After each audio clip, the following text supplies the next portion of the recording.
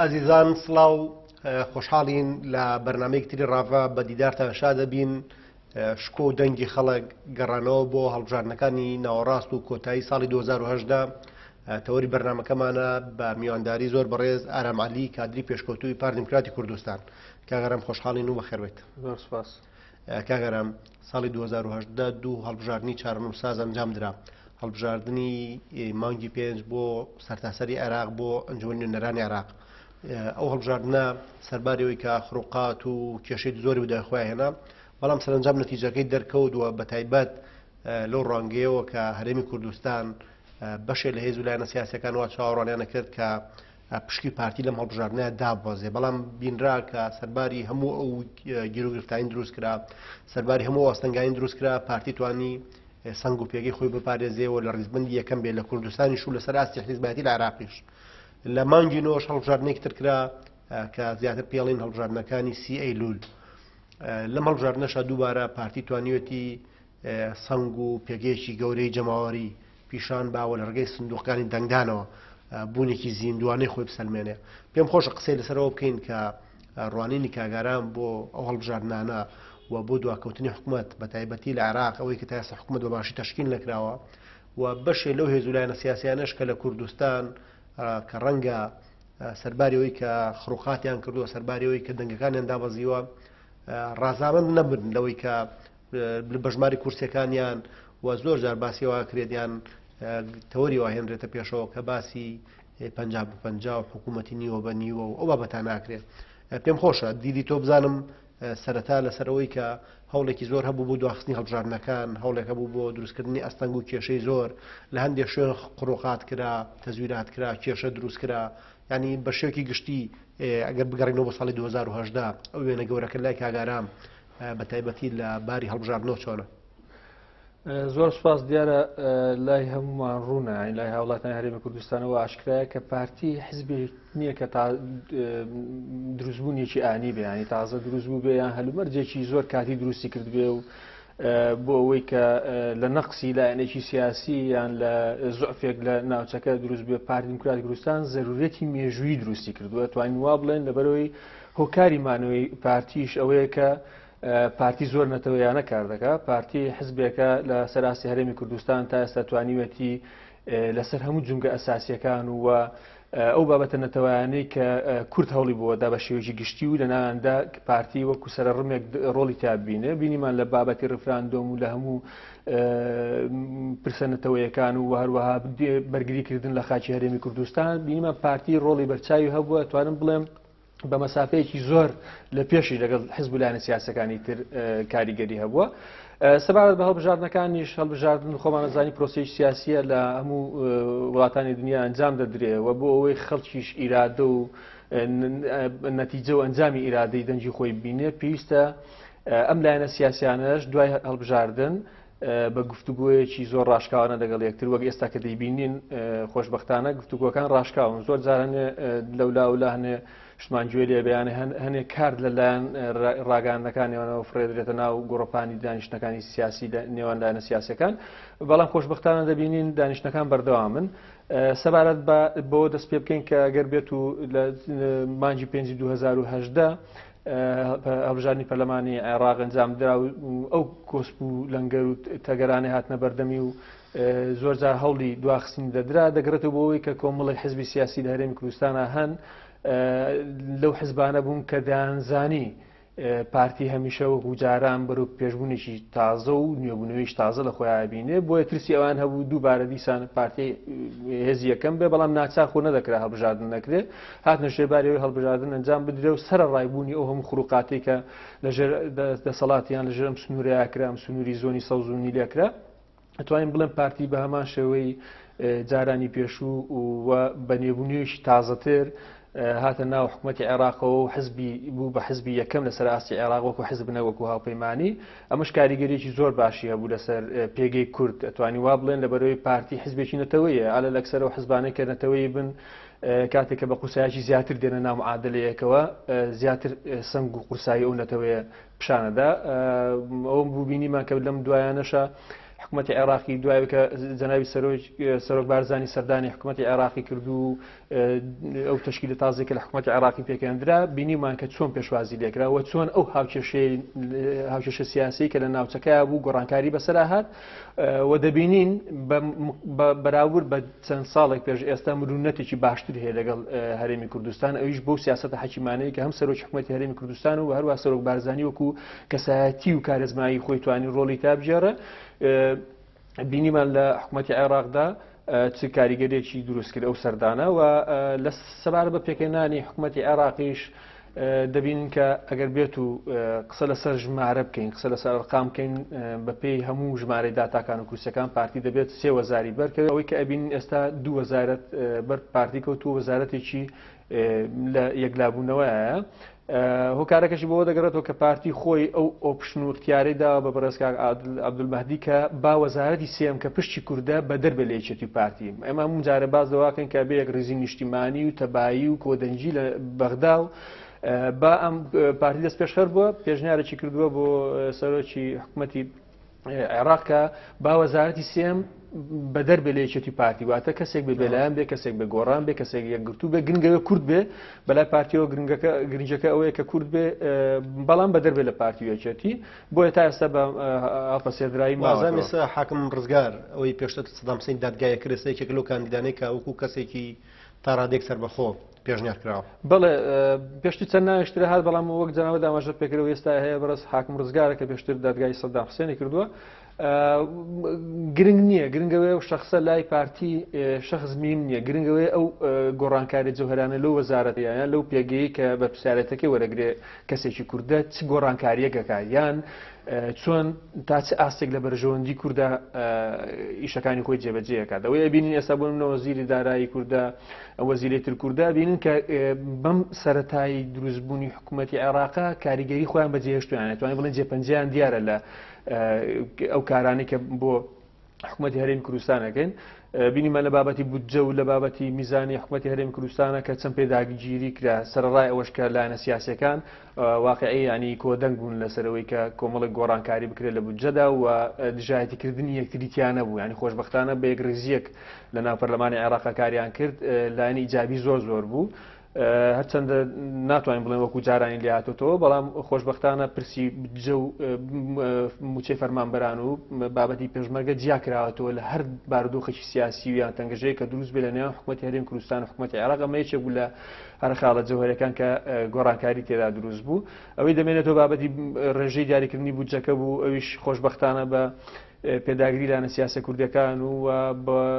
سیاسەتی حەکیمانی سەرۆکی حکوومەتی هەرێمی کوردستان و سەردانی جەنابی سەرۆک بارزانی توانی ئەو گۆڕانکاریە جەوهەرەی دروستکە هەرچەندە وەکو جارانی دەنهاتۆتەوە بەڵام بەروپێشچوونێکی زۆر باشە نواندنی مرونەتێکی بۆ زۆر باشە لەلایەن بەغداوە ئەمە کۆی ئەو پرسانە بوو کە بەهۆی هەڵبژاردنەکانی مانگی پێنجی ساڵی پار ڕوویدا توانم ساڵی 2010 ناو بنێم ساڵی دژایەتیکردنی پارتی بە شێوەیەکی مەدەنیانە کە ویستیان دژایەتی پارتی بکەم بەڵام خۆشبەختانە بە شێوەیەکی مەدەنیانە پارتی هەر بۆ حزبی دەسەڵاتداری یەکەم لە هەرێمی کوردستان بە جیاوازێکی زۆریش لەگەڵ لایەنە سیاسەکانی تر وە زۆر جار بازەوە دەکرێت کە وەک جەناب دامەژە پێکرد لە با 50 بە 50 ئەوانە بکرێت لەنێوان لایەنە سیاسەکاندا لە لێوان دوو لایەنی سیاسی بەزیدی من بەلامەوە سێرە ینی ئەگەر و کادرێکی حزب قسە لەسەرەوە بکەین جاران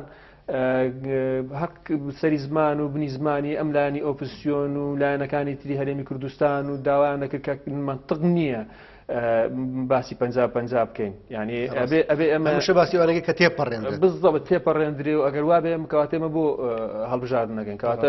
بۆ ناوی هەڵبژاردنێنێ پرۆسێکی دیموکراسی ئەگەر وا بێ هەمومان لەسەر مێزێک دانیشین و بە سەعاتێک 2 ساعت کۆتایی پێێنین و بەشێکن وەکو برا و منطقی تیانە ئەبێ ڕێزێک لە ئیرادەی هاوڵاتانی هەرێمی کوردستان بگیرێ لەبەرەوەی بەشداریان کردو لە پرۆسەیەکی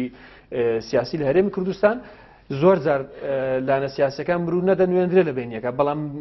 منطقی تیانە قسە لەسەر 50 بکەن لە نێوان لایەنە سیاسەکانە بۆیە ئەوەی کە دەبیندرێ یەکێتی دەبێت هەست بە و بەرپرسیارەتی بکە کە نسبەی ڕێژەی کورسیەکانی چەندە لە پەرلەمانی کوردستان و لە پەرلەمانی عێراق بە هەمان شێوە بینیمان و لایەنە سیاسەکانی تریش خۆشبەختانە سەرەتا لە دانیشتنەکانی پێکەنانی کابینەی حکوومەتی هەرێمی کوردستان ڕوئایەکە بوو کە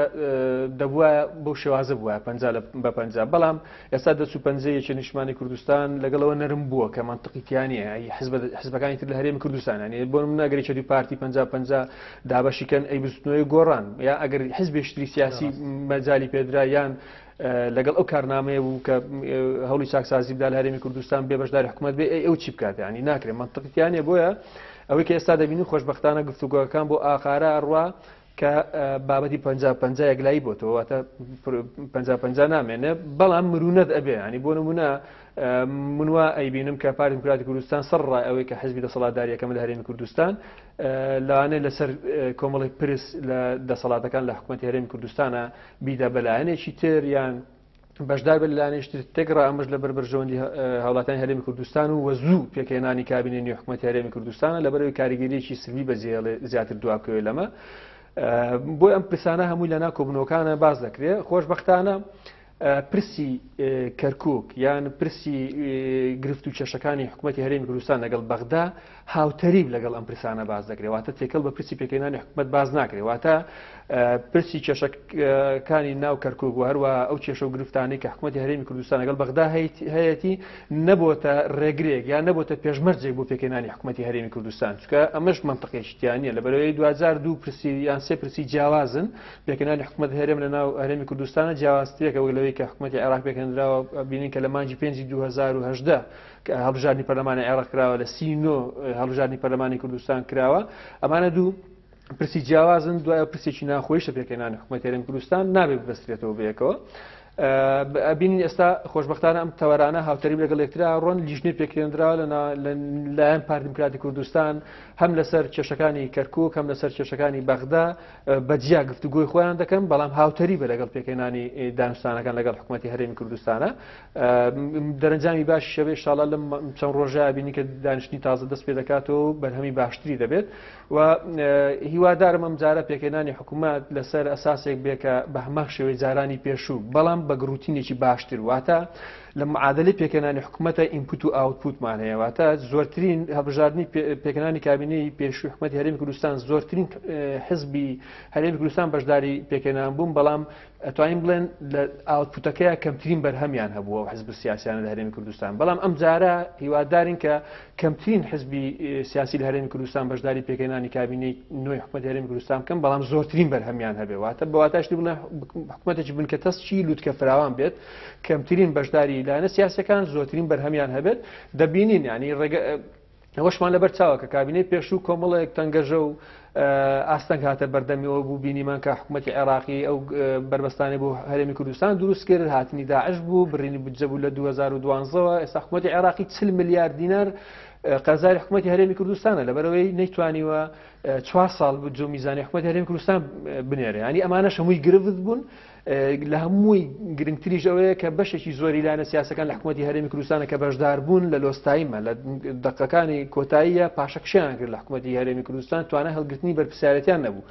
بۆیە هەر حزبێکی سیاسی هەر لایەنێکی سیاسی یان هەر بزوتنەوەی کە بەشدار دەبێت لەم حکوومەتە تازەی لە هەرێمی کوردستان ئەبێ ئەمەی لەبەرچاو بێ کە توانای هەڵگرتنی بەرپرسیارەتی هەبێ واتە ئەو بەردەی هەڵەیەگرێ بتوانێت بیهاوێ یعنی ئەمە بینیمان کە پێشتر زۆربیان هاوڕێی نیوە ڕێگا بوون یان نیوە سەفەر بوون لەگەڵ حکوومەتی هەرێمی کوردستانە لە قەیرانەکان حکوومەتی هەرێمی کوردستانە بەجێشت ئەم جارە دەبێت لایەنە سیاسەکان ئەویان لەبەرچاو بێت کە لە خۆشی و ناخۆشیە بەشدار بن لە حکوومەتی هەرێمی کوردستانە نەک تەنها لە خۆشەکانە بەشدار بن یان لەو کاتێک کە حکوومەتی هەرێمی کوردستان لە وەزعێکی زۆر باشە لە سەردەمی فەرەحەکە بینیمان هەمویان خۆیان بە پشک و بە هاوپشک و داوای شتی باشانەکە لەم حکوومەتە بەڵام کە گەیشتە ئەوەی حکوومەت قەیرانێک ڕووتێ کرد بەرپرسیارەتەکە بەسەر شخصێک دوو شخص یان بڵێن حزبێک دوو حزب لەناو هەرێمی کوردستانە مایە بەجددی ئەمەش کارەسات بووە توانین بڵێن بەشێکی زۆرێک لە حزب سیاسەکان لە هەرێمی کوردستانە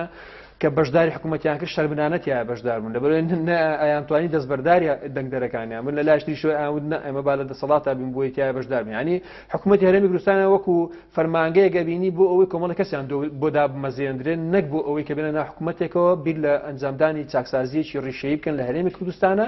بۆی ئەم جارە ئەو لایەنە سیاسانە کە بەشدارە من دەبێت پێش هەموو شتێک بیر لەوە بکەنەوە کە چۆن بەشدار بن لە حکوومەتە بە چ بەرنامەیە کە خزمەت بە هاوڵاتیانی هەرێمی کوردستان بگات چیتر هاوڵاتیانی هەرێمی کوردستان نەناڵێن لە دەست ئەو ناخۆشانێک کە لە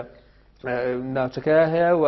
چیتر خەڵکی کوردستان نەڵێ هەولێر بووە بە دووبەی و بەو شێوە خۆشێ و سلێمانی وێران بوو بە کاولی ئەبێ بیرەوە بکەنەوە کە ئایا سلێمانی و ناوچەکانی تریژە دەسەڵاتی ئەم حزبە دەسەڵاتدارانەی لەم سنوورەیە چۆن ئەمانیش بە هەمە شێوە لێ بکرێت کە لە هەرێمی لە ناوچەکانی تریژە دەسەڵاتی پارتیا هەیە خۆ ئەگە بێنە سەر بابەتی ئەوەی کە قسە لەسەرەوە بکرێ ئەمان پاریان لە بەردەستایە بە پێچەوانەوە ئەو ناوچەی ئەتوانین بڵێن پارێزگای سلێمانی بە کۆی گشتی ڕێژەی بودجێکە بۆی دابینەکرێت زیاترێکە لەو ناوچانێکە لەژێر دەسەڵاتی پارتیە بەڵام ئیدارەدان و ئیدامەدانی ئەو دۆخێکە لە هەرێمی کوردستان و لەو ناوچانەی کە لەژێر دەسەڵاتی ئەم حزب دەسەڵاتدارانی ئەم سنوورەیە جیاوازترێکە وەک لەوەی کە لەوێ هەیە بۆیە ئەبێ بەرپرسانە بێنە ژێر چاکردنی ئەم دۆخێکە لە هەرێمی کوردستان هەیە و ئەبێ هەمووشمان ئەومان لە بەرچاوێ کە دۆخێکی زۆر هەستار لە ڕێگادایە نابێ هیچ زەفەرێک بەو دۆخەبەرین واتە لایەنە سیاسیەکان بێن لە ڕێگای ئەلامەکانیانەوە لە ڕێگای کادرەکانیانەوە لە ڕێگای سەرکردەکانیانەوە واتە کەسی یەکەمیان بێن جەوێکی وا بخڵقێن و بە وڵاتیان هەرێمی کوردستان کە قەلەقیان نەکەن بێتاقەتیان نەکەن نەک ئەوەی کە لە ڕێگای کەناڵانێک کە باسمان کرد بێن دۆخێکی زۆر نەخوازرا و ناخۆش لە هەرێمی کوردستان دروستکەن خۆشبەختانە هەمومانە بینین کە ئێستا قەیرانی دارایی لە هەرێمی کوردستان بەرەو باشترە ڕوە ناڵێن 100% کۆتایی پێهاتۆ بەڵام بەرەو باشترە ڕوە و ئەو بودجەیەکە لە بەغدا تەسبیت وەگەر حکوومەتی عێراقی ماگانە بینێرێ پاشکەوتی موچەشلا بدرێ وەکو بەرز جەنابی سەرۆکی حکوومەتی هەرێمی کوردستان ئاماژە پێکرد ئەمانە هەموو هەواڵت دڵخۆشکردن ئیتر بۆ بین لە ڕێگای کەناڵەکانەوە هەوڵاتیان هەرێمی کوردستان قەڵق بکەین یان دۆخێکی نەخوازراوی زۆر ناخۆش لە هەرێمی کوردستان دروستکەین یاوا لە بازرگانەکان بکەین کە نەتوانن ئەو داهات ئەو پارێک لە بەردەستیانە ئەو سەرمایەکە هەیەیانە بێن ئاڵگۆڕێکی بازرگانی پێ بکەن معادلەیەکی بڵێن دارایی لە هەرێمی کوردستان بگۆڕدرێ پارە بکێتە بازارەوە بۆیان لێ بکەین کەواتە ئەبێت زۆر بەرپرسانە لەم حکوومەتە تازەی کە لە هەرێمی کوردستانە بەشدار بین و ڕێز لە ئیرادەی خەڵکی کوردستانیش بگرین بەوەی کە هاوکێشەیەکی سیاسی لە هەرێمی کوردستان هەیە هەڵبژاردن بە پرۆسەیەکی سیاسی دیموکراسی بۆ لە هەرێمی کوردستانە بە پێی معادلە و بە پێی ژمارە کوردستەکان مامەڵە حزبەکان مامەڵە لەگەڵ یەکتریا بکەن نەک بە پێی 50/50 و کۆتایی پێبێت کاگەرم باسی ئەوت کرد کە پارتی مرۆنەتی نواندووە لە پشکەکانی خۆی لە حکوومەتی عێراقیە لەوەی کە 3 وەزارەت حسەی پارتی بۆ بەڵام پارتی دوان لە وەزارەتەکانی وەرگرتووە وەزارەتی سێمی جێشتووە مرۆنەتی نواندووە نەرمی نواندوو بۆی ڕێکەوتن بێتەکایەوە بۆی کە ئەو دۆخەی یەکگرتووی نێوماڵی کوردی بە پارێزایی بمێنێتەوە و کورد بتوانێت جارێکتر لە بەغدا یەکدەنگ یەکڕیز یەکگوتار بەشدار بێ بەڵام بەشە لە هێز و لایەنە سیاسیەکان ئێستا پارتی بۆ تاوانبارەکەن کە پارتی هۆکارە لە دواکەوتنی پێچەنانی کابینی نوێی حکوومەتی هەرێمی کوردستان لە کاتێکە کە تۆ ئەڵێیت پارتی مرۆنەتە ئەم نەرمی پیشانەدا بۆچی پارتی تاوانبارەکە لە پێچەنانی کابینی نوێی حکوومەتی هەرێمی کوردستانە لە کاتێکا کە پارتی 45 کورسی پەرلەمانی هەیە و زۆرینەی پەرلەمانیە لە پەرلەمانی کوردستان ئەو حزبە سیاسانە ئەوانەی کە ئەو شێوازە بیرکردنەوەیان هەیە زۆر جار مەبدەیەکە لە بیرکردنەوە ئەڵێ هجوومکردن باشترین دیفاع لەبەرەوەی خۆیان هۆکاری سەرەکی دواکەوتنی ئەم پێکێنانی ئەم حکوومەتن پارتی خۆی حزبی دەسەڵاتداریەکەمە ئەو ڕاست پێدراوە بۆ لیژنەیەکی پێکێناوە سەردانی لایەنەکانەکە من ئەوەی کە ئاگام لێ ینی چەند جار پارتی دموکراتی کوردستان و سوێدی سەردانی نیشتمانی کوردستان پێیەکێتی ئامادە نەبووە بۆ لەبەر نایەگریزی ناوماڵی خۆی ینی ئەم واقعانە وڵاتانی هەرێمی کوردستان باش دەیزانن ینی وعی و سەقافەتی خەڵکی کوردستان گەیشتۆتە ئاستێک ڕەشسپی زۆر بە ئاسانی لێکری جیاکاتەوە بۆیە زۆر جار هەنێ شتێ زۆر گوێ پێ نادرێ و ئەگەر فاوڵی یەکێتی نیشتمانی کوردستان نەبووە لە 16 ئۆکتۆبەرە لە کەرکووک ڕوویدا ڕێژەی ژماری کوردستەکانی پارتی دموکراتی کوردستان زۆر زیاترە بوو لە بەغدا ئەو کاتە ژمارەی ئەو کوردستانەی کە پارتی بەریدەکە و پشتی پارتی دموکراتی کوردستان زۆر زیاترە بوو ئەو کاتە ئۆفەری ئەو دەست پێشخەری کە باسمان کرد پارتیاوێتی ئێستا بە یەک وەزیرە ئەو کاتەلوانێت بە 2 وەزیر 3 وەزیرتر بووە بەشێکی زۆری حزب و سیاسەکانی لە هەرێمی کوردستان مستەفید بوونە یان بەشدار بوونە لەو وەزارەتانێکە لە هەرێمی کوردستانە هەیە بەس ئەوەی کە ئێستا ئەیبینن پارتی لەبەرەوەی لە ناوچە داگی کراوەکان دەتوانین وا بڵێن بەشداری لە هەبژاردن نەکرد لە حکوومەتی عێراقا بۆیە ئەو ڕێژە کورسەی هێناوە کە وەکو چەند ساڵێک پێش ئێستا هەمان ڕێژە بوو ئەگەر وانە بووە ئێستا ڕێژە کوردستەکانی زیاتر بوو وەزارەتی زیاتری بەردەکەوت و کوردیش زیاتر لێ مستەفید دەبوو نەک پارتی دموکراتی کوردستان لەبەرەوەی ئێستا دەبینین کە پارتی حەقی خۆیەتی 3 کورسی وەربگرێ 3 وەزارەت بەربکە بەڵام 2 وەزارەتی وەرگرتووە وەزارەت دەگەڵێ با بەدەر بە لە یەکێتی نیشتمانی کوردستان و پارتی دموکراتی کوردستان بۆ لەبەرەوەی ئێوێ پیشانی حکوومەتی عێراقی بدا کە هەرێمی کوردستان و حزب سیاسەکان لە هەرێمی کوردستان یەکدەنگن ئەم یەکدەنگەش بە چێکرێت لە بەڕووی کردداری و عەمەلیەوە ئەوە تا پارتی دموکراتی کوردستان بە کردداری سەلمێنە کە ئێمە ئەمانەیە یەکگرزی حزب و لایەنە سیاسەکانی هەرێمی کوردستان پیشام دێن لەلایەن بەغداوە بۆ ئەوەی کە وەزارەتێک بابێ کاکە یەکگرتوو بێ با گۆڕان بێ با کەسێکی بێلایەن بێت تێدا بەشدار بێ بەڵام زۆر عەرقەلە دروست دەبێ لانی سیاسی بەتایبەتی یەکێتی زۆر پێداگری لەوە دەکرد کە ئەبێ کەسێکی خۆی بێ ئێو سەر و کۆماری لە یەکێتی نیشتمانی کوردستان پارتی دوو وەزارەتی لە با قۆرغ نەکرێ بە جددی لە لایەن یەکێتی پارتیەوە با لایەن یەکێتی سیاسی بێ بۆیە زۆر جا کە باز لەوە دەکرێت کە پارتی تاوانبار بکرێ بۆ درەنگکەوتنی پێکەنانی حکوومەتی هەرێمی کوردستان دوورە لە ڕاستیەوە هیچ منطقێکی تیانە ینی پارتی خۆی تامەزرۆی ئەوەیە کە بێ حکوومەت هەرێمی کوردستان پێک بێنرێت بۆ ئەوەی ئەم دۆخێکە لە هەرێمی کوردستان بەرەو باشتر بڕوە بۆ لەبەر ئەوەی بەرپرسیارەتی زۆرتی لەسەر شانە حیزبێکە خاوەنی 45 کورسیە ئەگەر بێت و باز لەوە بکەن کە لایەنە سیاسەکان لە هەرێمی کوردستان بە پێی باشی و خراپی دۆخ لە هەرێمی کوردستان پشتیان بەردەکەوێت پارتی باشترین پشتی بەردەکەوێت لەوەی کە ئەگەر دۆخەکە خراپ بێ و باشترین پشتیشی بەردەکەوێت کە لەگەر دۆخەکە باش بێ بۆیە پارتی پەلەیەتی بۆ ئەوەی کە حکوومەتی هەرێمی کوردستان پێک بێنرێ بۆی ئەو وەزعی لە هەرێمی کوردستان هەیە بتوانرێت باشتر بکرێت لەوەی کە پێشووتر هەبووە بۆی ئەم لایەنە سیاسیانە وەک پێم وتی باشترین بەرگریکردن لە خۆیانە و هێرشکردنەیە کە زۆر جار لە ڕێگای ئەلامەکانەوە دەیبینن ئەجینە هیچ منطقێکی تیان نییە کە پارتی خۆی حیزبی دەسەڵاتداری یەکەمە دەیەوێت دۆخەکە بەرە باشتر بڕوە هەر پێش سەری ساڵ پارتی دموکراتی کوردستان ویستی لەگەڵ یەکێتی نیشتمانی کوردستان دابنیشێ شاندی دانوستانکاری یەکێتی نیشتمانی کوردستان دوای خست بۆەوەی کە بەشێکی زۆری هەندامانی سەرکردایەتی و هەندامانی لیژنەی دانوستانکار لە سەفەر بوون بۆ سەری ساڵ ینی هیچ منطقێکی تیان نییە باشە خۆ بەرپرسەکانی پارتیش ئەتوانین بچن سەفەرەکەم بەڵام ئەولەویەت لای پارتی دموکراتی کوردستان پێکەنانی حکوومەتی هەرێمی کوردستانە بۆ چەند بابەتێ یەک باشکردنی دۆخی هەرێمی کوردستان دوو ئەو پرسانێکە لە نێوان هەرێمی کوردستان و لە نێوان بەغدای هەڵپەسێدراوە ماوەتەوە تە گرفتەکانی حکوومەتی هەرێمی کوردستان لەگەڵ بەغدا و هەروە ئەو کێشانێکە لە کەرکووکە هەیە بۆ ئەوەی حکوومەتی هەرێمی کوردستان بچێ مخاتەبی حکوومەتی عێراقی بکە ئەمەش بەچی دەکرێت بە یەکەم جار حکوومەتی هەرێمی کوردستان تەشکیل بکەین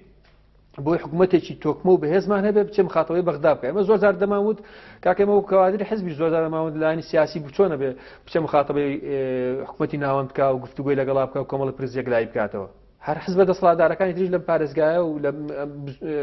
بستنەوەی گۆڕان و یەکێتی و حزبەکانی تریش هەمان گلیان لەوە بوو هەرچەندە زۆر جا خۆیان دەچون بەجیا لەگەڵ حکوومەتی عێراقدا دەنیشتنی باشە ئۆکەی لەگەڵەوەیان کێشەمان نیە گرفتمان نییە هەمومان لەگەڵەوەیان کە حکوومەتی هەرێمی کوردستان مخاتەبەی بەغدا بکات چۆن ئەو مخاتەبەی دەکرێت تۆ نابێت حکوومەتی هەرێمی کوردستان تەشکیل بکەیت ئەگەر پارتیش خەلەلی دواکەوتنی حکوومەتی هەرێمی کوردستان بووە پارتی لە یەکەم دانیشتنی خۆی لە دانیشتنی سەکردایەتی پارتی حزبدا توانی هەم سەرۆکی هەرێم بربژێری خۆی بۆ سەرۆکی هەرێم و بربژێری خۆی بۆ سەرۆکی حکوومەت یەکسەر یەکلای بکاتەوە تا ئێستا ئەم لایەنە سیاسانێک کە پارتی گفتوگان لەگەڵ دەکات ینی وازح نییە بیرکردنەوەیان زۆر ڕوون نییە و بربژێرێکیان نییە هەرچەندە ئەم جارە قسەیان لەسەر پۆستە سیادەکان کردو و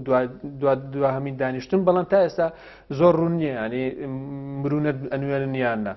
هەر ئەوەش دەکرێت لە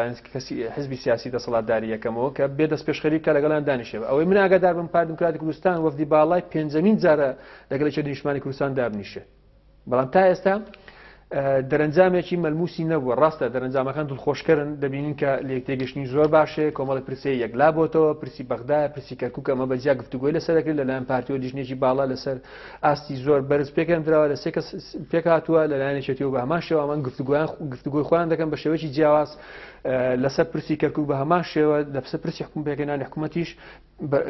دانیشتەکان بەردەوامە کەواتە کۆی ئەم قسانێکە لەسەر ئەوە دەکرێت کە پارتی هۆکارە بە دواخستنی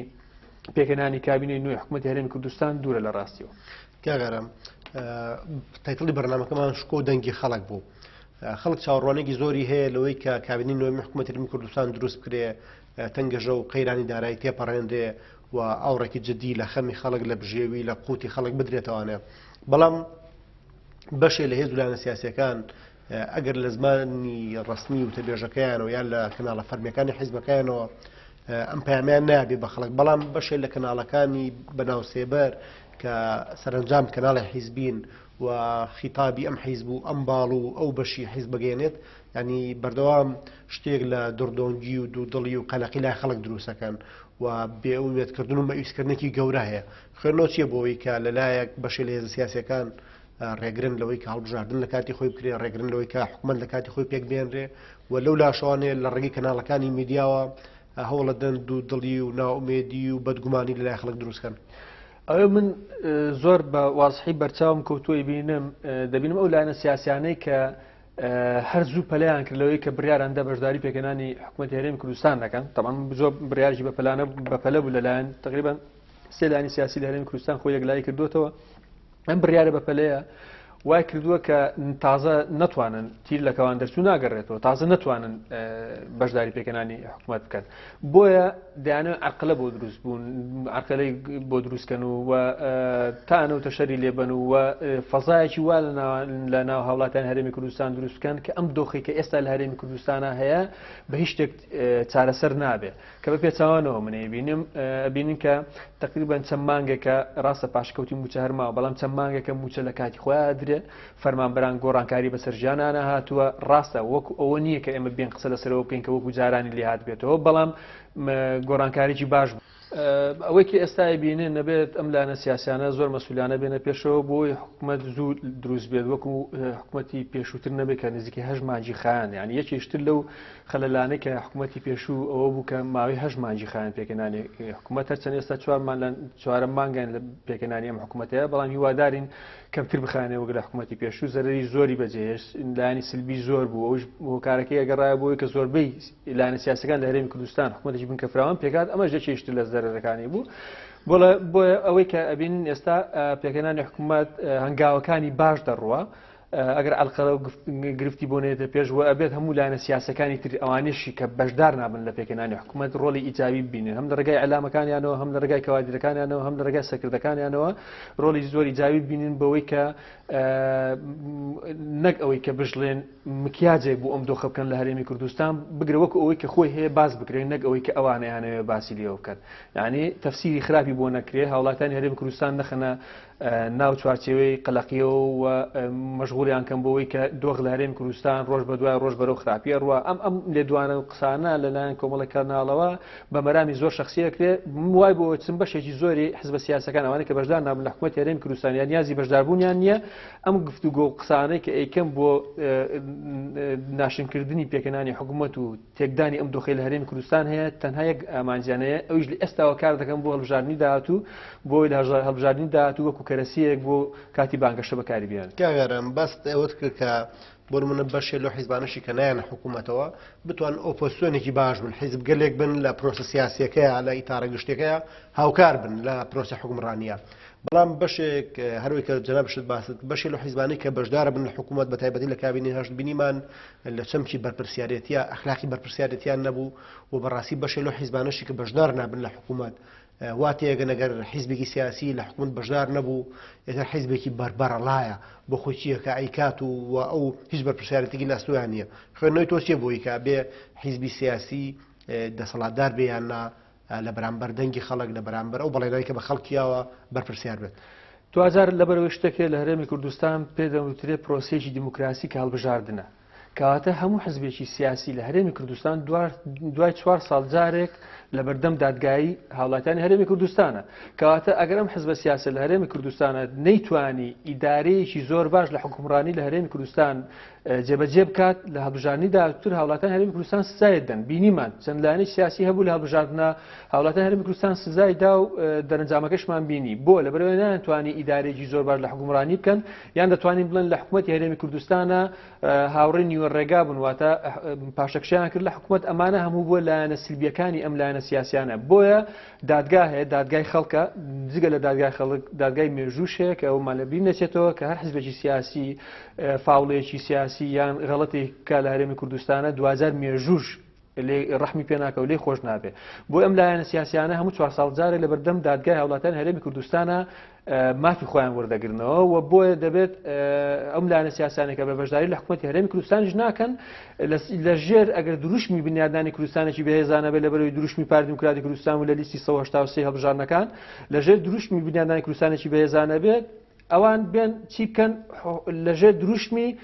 چاکردنی ئەو دۆخەی لە هەرێمی کوردستانە بەرەو ئاقارێشتر بێکار بکەن واتە مەرز نییە تۆ لە حکوومەتا بی ڕۆڵی زۆر باشتە بێ یان هەر بێ لە ناو حکوومەتە بەرپرسیارەتی دەبێن جا ڕۆڵی باشتە بێ لەوانەیە ئۆپۆزیسیۆنیش بی بتوانی دۆخێکی زۆر باش لە هەرێمی کوردستانە بخڵکێنی و ببی بە ڕەقیبێک یان ڕقابەی ئەو